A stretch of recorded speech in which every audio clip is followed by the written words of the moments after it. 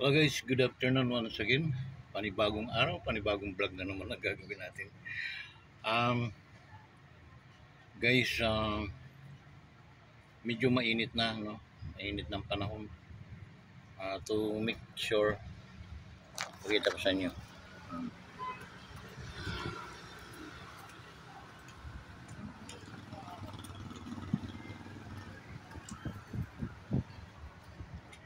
Mainit na. So ika nga, kung sa buhay natin ay nararanasan natin ang kakulan, hayaan mo, darating din ang panahon na titilang lahat na yan. Di ba? Biblical ways, sabi nga, ika nga. So guys, by the way,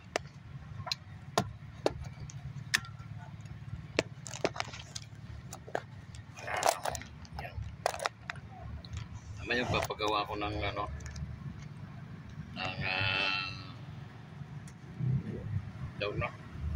100 pieces na may nag-sponsor, okay? Si Ate Lydia, yeah.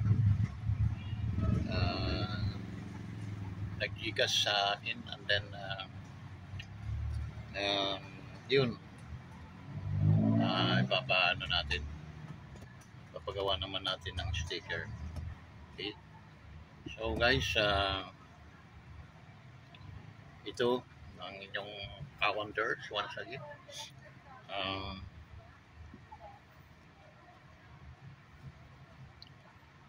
Bumabati sa inyo, no?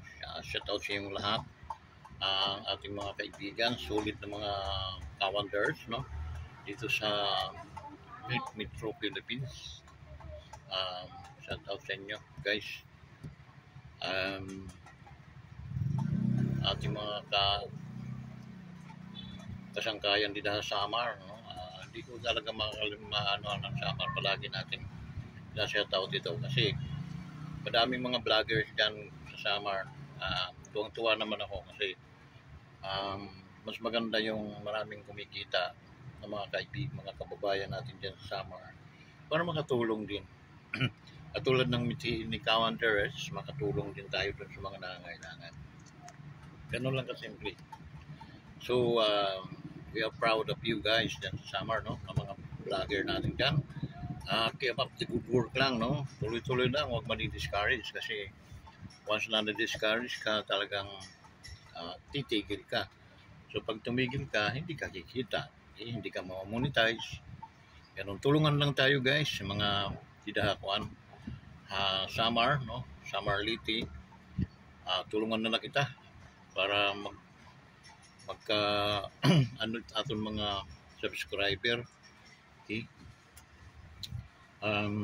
Problema ko nga kasi yung mga subscriber ko hanggang nagsasubscribe lang sila, tapos hindi na sila nagla-likes, nag-comment, share. So yun, kaya ang makikita niyo yung mga views ko, mga may 5, may may mga ganun lang, okay? So ayusin ko pa yun, no? Kailangan sa ating mga solid calendars, mag-likes naman kayo, likes and share, no? So ngayon, bago tayo pumalaot, mga kaibigan ko dito sa Samar, bago kita pumalaot, unhan ay sabay-sabayan na kitang mag-likes, no? Likes anay natin nga aton video. Bilang ako hintulo sa 2, 3. Yun.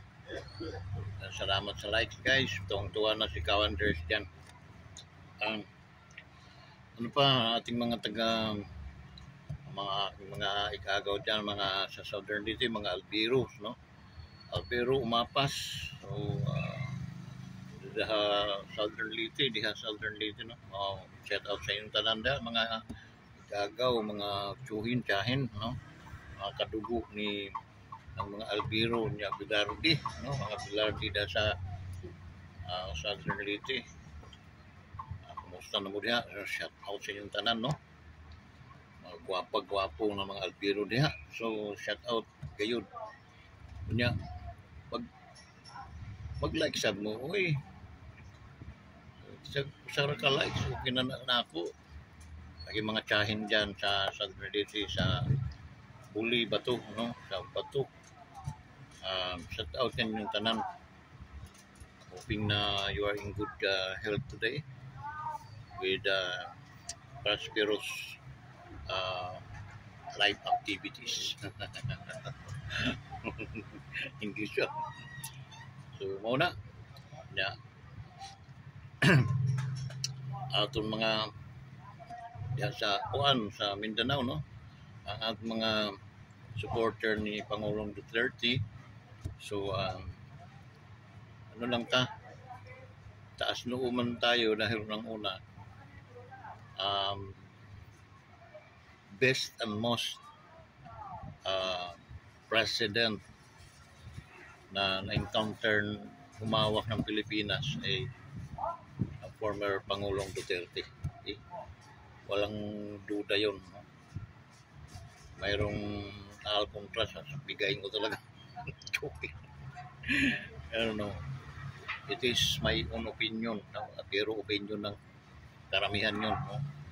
Na talagang ang Pangulong Duterte ay pinaka-the best na president sa ating bansa.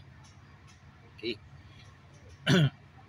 Then, ang pagtingin ng mga dayuhan sa mga OFWs noon, talagang sinasaluduhan, no? Bukod sa magagaling magtrabaho, malilinis, mga klaseng tao. So, that's the reason why I'm so proud of you guys. Okay? So, bukod sa saludo ako sa mga OFWs, na kayo yung mga living heroes, no? As of now, as of today. Because kayo bumabak up sa bagsak ng ekonomiya ng Pilipinas, andyan ang mga OFWs sumasalon niya, mga remittances nila. Yun ang isa sa mga nagbabak up na na-incline natin yung ninyo, yung mga yung pagbagsak ng ekonomiya. Okay? Imagine nyo guys, ang piso ngayon is 60. Okay? So,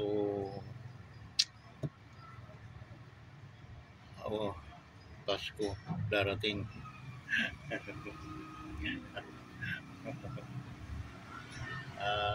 Anyway, ang tema naman or essence of Christmas is giving, no? Loving and giving. Because nang inisilang ang ating Panginoon, so nagsimbolo yun ng kaligtasan ng ating mundo.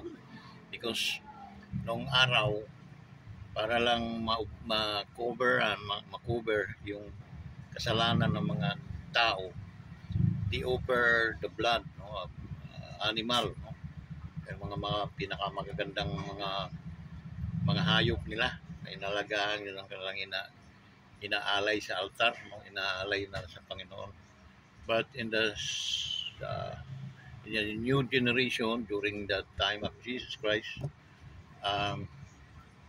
sabi doon, if there is no shedding of blood, there is no remission of sin. Okay?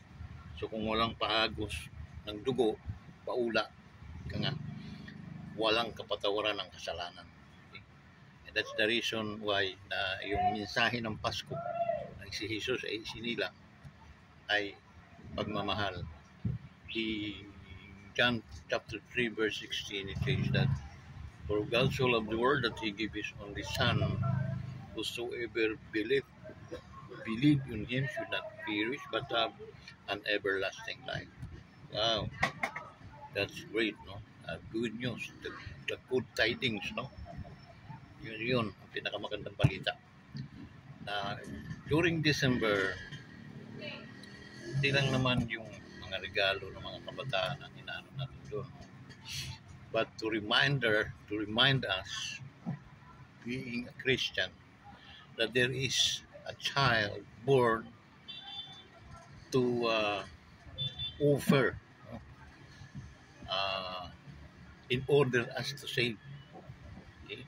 In order us to restore our relationship unto God, because our relationship is totally damaged, breakdown. Ika nga, no? Uh, when Jesus came to the earth, no, yun nagkaroon ng siya ay namatay, yun ang kaligtasan, restoration of the human unto God. Nagkaroon ng restoration yung kanilang fellowship through Christ Jesus. That's why he says that I am the way, the truth, and the life, that no one come unto the Father except by me. Okay? So yun, ganun lang kasimple, no? Na ang kaligtasan sa ibabaw ng under the sun ay through Christ Jesus. Okay? So ganun lang kasimple. So, ayun guys, napatawad tayo ng Panginoon. If we receive Him, if we confess that we are a sinner, then we need a Savior, and then we accept Jesus Christ as Lord and Savior, and then your sin is gone. Ang sabi pa ng Panginoon sa Old Testament, your sin and iniquities I remember no more. Ang iyong mga kasalanan at mga pagkakamali ay hindi ko na yan may isip magpakailanman. See? How great is the Lord. Okay? Amen? Ganun kasimple. Ganun kagaling. Ganun ka mapagmahal ng Diyos. So, now, may nagtanong, no? Ano nga pala? Pastor Kawander, saan ka ba nagpapastor ngayon? Actually, guys, Mr. Brother, no? Ako naman, tapat ako magsalita sa inyo. I don't have any church today, no? Wala akong hinahandle na church. Ito, through, dito sa social media, ito, ano tayo, share tayo ng Word of God, no? Para scattered, no? Yung salita ng Diyos, yung kaligtasan na dala-dala taglay ni Jesus ay mai-scattered natin sa sanlibutan ito. Okay? Because without Jesus, there is no salvation coming. Wala talaga. That's the reason why ang sabi niya, I am the way, the truth, and the life. No one kinungklod niya yun, no? That no one, wala man ni isa na makakaabot doon sa aking Ama kundi sa pamamagitan lang niya. Malinaw yun, guys. We cannot debate that word, no? That's the reason why kung gaano importante sa sanlibutan o sa mga tao, katauhan, ang Savior natin. The Savior is Jesus, the Emmanuel. Okay? He is the Jehovah Rapha, the healer one. Okay? He is the supplier God, the Jehovah Jireh. Okay? So that's why you need to learn more about Jesus. Okay? And in order you to learn regarding about Jesus, you need to read the Bible. Okay? Read the Bible, because that is the only way that you can know Jesus. Di ko alam, tol. Ah, Di ko alam, wala sila eh. Hanap pa doon. Doon lang naman yung mga lalagyan ng mga yan. So yun guys, no? Tulad ngayon, naalala nyo ba guys nung ito, ang ito, hindi ko pwede dito. ewan ko, Ano pala ito, lang. oh, tanong mo sa kanila magkano ang presyo. Yung ano guys, ganito yun. Dito lang yan, hindi na, ano, Ha? hindi na. Ay, wala pa rin eh. Hindi yata pupunta dito yun. Hindi yata pupunta. Ay, ganito yung guys, no? Natatandaan ba natin yung during Old Testament? Pinarusahan ng ating daigdig. Yung nagkaroon ng lunok, baha. No? Because very sa wickedness ng mga tao.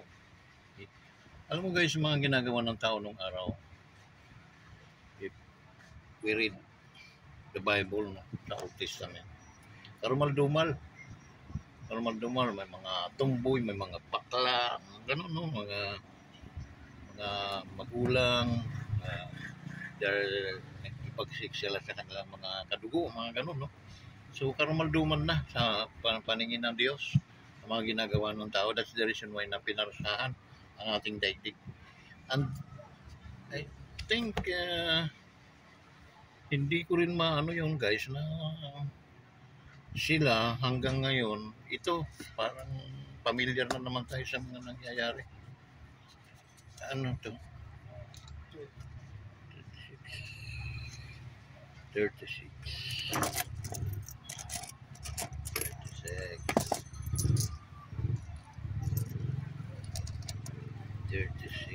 Hindi yan suki mo eh.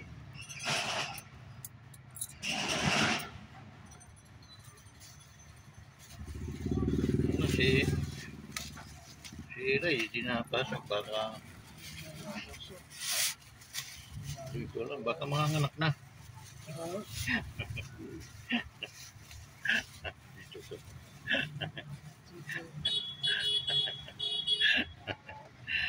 Yung guys, ang nangyari nun guys, yung kaya pinarusahan ng earth no, dahil nga sa wickedness ng tao. Ang mga ginagawa no, nakarumal-dumal na. Pero kung ihahambing natin sa ngayon, parang ngayon makikita mo parang karumal-dumal na rin ng mga nakawan dito, no, nakawan doon. At saka mga magnanakaw ngayon guys, mga nakabarong na. Dati mga magnanakaw, mga nakabunit pa ang mukha, no? Ayaw magpakita. Ngayon honorable na ang mga nakalagay sa kanila mga ano. Mga ang kakapal na ng mga mukha na talagang hindi na sila nagtatakip ng mukha guys. Okay? Andin mga nakabarong na. Nakabarong itong mga disinting-disinting na itong mga magnanakaw ngayon. Okay? Tulad din sa Pilipinas. So, hindi lang naman sa Pilipinas nangyayari yan, no? Ang mga corruption na yan. Pero mas malala ang Pilipinas guys. Kung kailan itong Pilipinas ang siyang pinagyayabang na ito'y bansa ng mga Kristiyano. Pag sinabing bansa ng mga Kristiyano, ay yan ay mga mananampalataya kay Kristo Jesus. Eh, magnanakaw ba si Kristo Jesus? Di ba? Hindi. Ngunit, dito sa Pilipinas, ang magnanakaw ay yun nga, mga magnanakaw. May nakita ko sa YouTube. Yung Bisaya, no? Yung bangag sa amin, sa Bisaya, butas yun guys, butas. Bangag. Hul, ika nga, no? Tinuro si Marcos. Yung bangag naman sa Luzon, ayan si Marcos.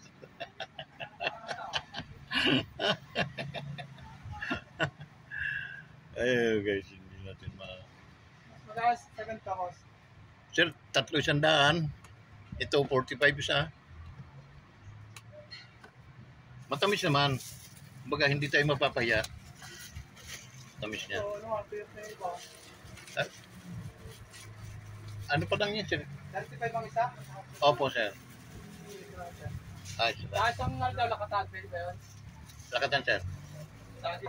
Oo. Ano ba isang piraso lang? Isa. Oo, sir. Saan mo gusto, sir? Dito. Ano, kakainin agad? Hindi, gawin nyo ng ano, kahit mga 3 piraso. 3. Kaya ano, pag isang din. Saan, sir? Dito. Saan mo gusto? Kahit saan, hindi. Yan, yan lang. Basta lakatan daw.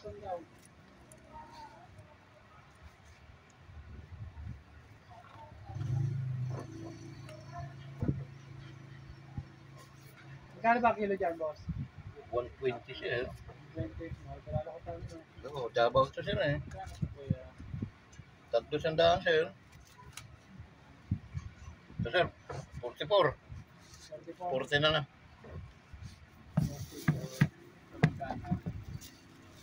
20, sir. 20 isa. Sir. Itong malaki, 300 yan, sir.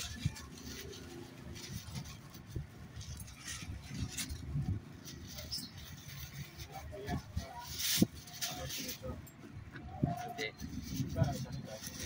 35, sir. 300 eh. Tapos talaga. 70, sir. Mataas ang Balik ka lang, 75 no? simula nung nagbagyo. Tumaas yung mga bilihin ng prutas. Kano ba? Saan, sir? Kano? Ilan? Ilan, sir? Guys, sineta. 20 plus 35, 65.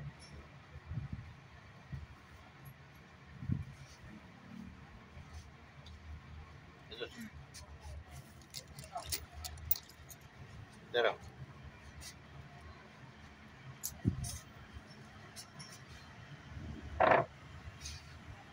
May bumili guys kaya medyo naudlo tayo. So, nasa na ba tayo? Nako, mahirap. Pag na ano tayo guys, nawala tayo. Actually, hindi ko akalain na makapaggawa ulit tayo ng video ngayon. Pero, yun nga, nag-update tayo guys dahil nung una, magdi-December na, no? Hindi pa tayo namonetize. Sayang naman. Kailangan mamonetize talaga tayo guys para naman ano tayo, magkaroon tayo ng pag na-monetize kasi tayo, doon mag-start yung income natin. So, sana ano natin, tulungan ninyo yung kaibigan kung na ma-monetize tayo guys para makatulong tayo. So, yun no, kailangan nating ngayon maanuhan na magtulong-tulong tayo na ipanalangin ang ating bansa kasi nga unang-una itong ating bansa ito'y claimer na a Christian nation but we are doing not look like a Christian, no? So it can nakakahiya, no? Hindi lang sa kapwa-tao natin kundi sa ating Panginoon because we yung naroon natin na we are a Christians but our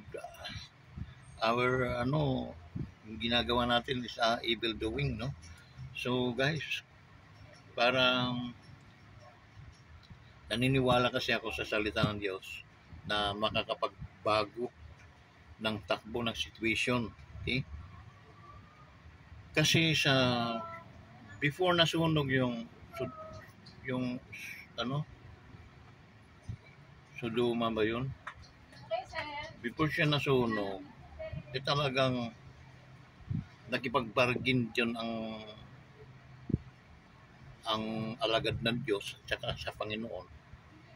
Nakipagbargain siya na susunugin ko yan, sabi ng Panginoon. Huwag naman, Panginoon. Sana mayroong 10. Mayroong makitang 10 na mananampalataya dyan. Hindi ko susunugin yan. Hanggang sa umabot ng 2 na nga lang. No? Ay wala talaga, walang mananampalataya. Hindi ko alam kung isa na nga, yung pinagkaanuhan talaga nila, isa na lang. Wala. Wala na. Kaya nasunog yung guys. Nakita, wala na talagang pag-asa. So, hoping na hindi naman gano'n. Makikipag-bargain din tayo sa ating Panginoon na, Lord, wag mo naman munang parusahan itong aming mundo. Ito, lalo na itong Pilipinas. Hayaan mo munang magsisi yung mga tao. Okay? So, gano'n. No? So, in order that to na mag-materialize, it's happening, mangyari, no? Let us pray for them, no? Tayong mga mananampalataya, kahit hindi ka mananampalataya, basta ikaw ay naniniwala may Diyos na makapangyarihan. Okay? Dito kasi guys, baka sabihin nyo, mayroon akong dinadalang reliyon sa inyo. Wala tayong reliyon, because for me, hindi gaanong binibigyan ko importansya ang religion, because religion cannot save us. Only Jesus can save us, according to the Bible, no? Because He is an Emmanuel, a Savior, no? So, hindi religion makakapagligtas sa atin. Okay? Pero maraming salamat, praise the Lord, kung kayo ay talagang nakayakap sa inyong mga religion, do it guys, no? Ay hayaan natin kung anong mga relihiyon mayroon kayo. Okay? Hindi natin yung pagkikialaman. Ganun ka. What we need to teach you, no, is to open your mind how to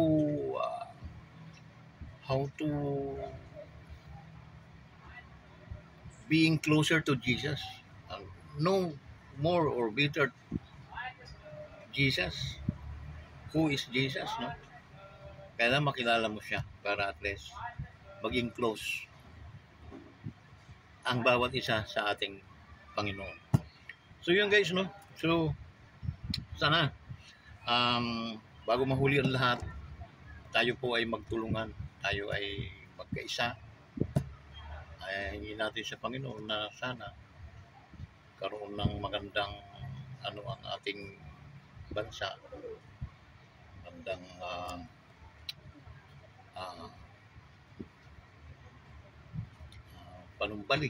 panumbalik loob sa Panginoon, kasi ang tingin ko wala na silang takot sa Panginoon guys, because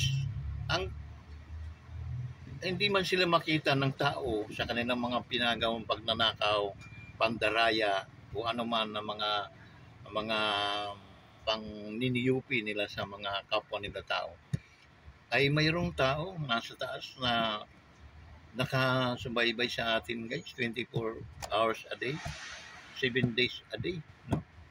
24/7. Wala yung guys, parang CCTV na yun, no? Akala natin, no, walang nagmamatyak sa atin. Mayroon guys. Hindi natutulog ang Diyos guys. He is not He is a powerful God. He is kaya nakakala natin na ligtas tayo, wala naman nanakaw tayo, wala naman nakakita sa atin. Mga Pilipino, mga tulog yun, mga tanga yun. Okay? But there is God who is always watching us every now and then. Okay? So, maybe God will forgive them, no? Tulungan natin na makumbinsi natin, Panginoon, na sila. And then, pagbayaran nila yung kanilang mga kasalanan. Hindi naman pwedeng according to the Bible, the wages of sin is death, no? But the gift of God is eternal life. Okay? So, ganun. Yung kabayaran ng kasalanan ay kamatayan. Okay? In Rome chapter 3 verse 20, maybe you can read that. So, that's the reason why na we need Jesus in our heart para at least mayroon tayong konsensya. We cannot do yung mga wicked na mga gawain, because alam natin there is God always watching us. Okay? So, hanggang dito na lang guys. And then, pakiusap ni Kawanders sa ating mga kaibigan na hindi pa nakapag-subscribe. Kindly subscribe to our YouTube channel, Wonders Motovlog TV. Wonders, ito ang tunay na channel ang nagbibigay ng pugay sa ating mga OFWs at pinapalakpakan natin ang mga nasa tama at ating binabatukan yung mga nanakaw. Joke lang. Okay? So, even our president, no? I don't know. I don't know. But there is no impossible in the power of God. Everything is changed by the power of God. There's a power of blood, no? So that's the reason why we need always Jesus. Okay? So hanggang dito na lang. Maraming salamat sa inyong lahat. Sa mga ating OFWs scattered around the world. Ingat po kayo palagi. Shout out po sa inyo. At palagi po akong sumasaludo. Rumirespeto, gumagalang. Dahil kayo ang mga taong tunay na bayani sa ating bansa. Hasta la vista. Mabuhay po kayong lahat.